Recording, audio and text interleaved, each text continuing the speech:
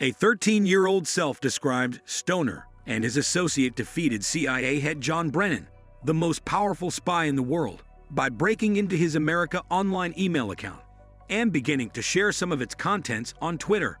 Brennan's application for a security clearance and the social security numbers of many CIA agents appeared to be among the highly sensitive items in at least some of his private emails.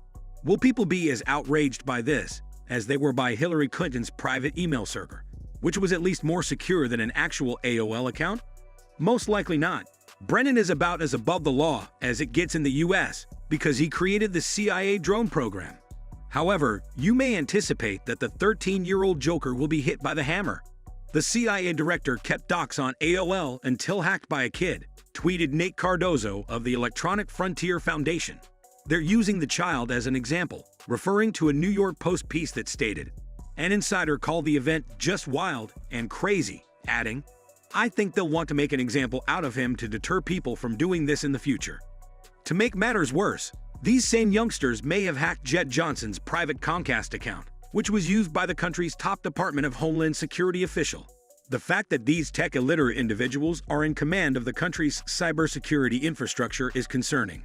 The bill's principal goal is to create a massive exception to all our present privacy regulations, allowing big corporations like Google and Amazon to transfer vast amounts of private data without due process. Don't forget to subscribe to our YouTube channel for more entertaining videos, provided that they have a vague cybersecurity goal.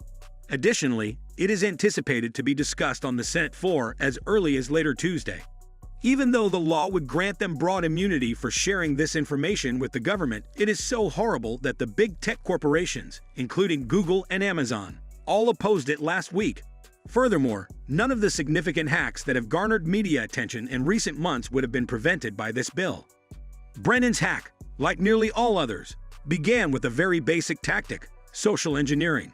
According to Lorenzo Franceschi Bixurai of Motherboard, if the hackers are to be believed, they called the customer support departments of Verizon and AOL and duped them into disclosing Brennan's password.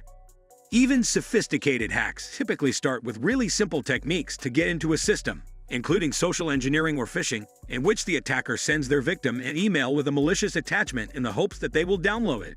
Robin Green of the Open Technology Institute recently stated that simple actions like encrypting data, updating software, and setting strong passwords might avoid or lessen 80 to 90% of cyber attacks.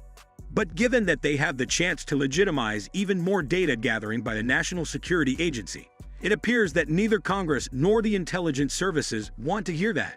In the days ahead, when a politician will unavoidably blame CISA for the Brennan and Johnson hacks, keep in mind that the laws wouldn't have prevented it, and that we shouldn't be giving even more of our personal information to individuals who can't even manage their own.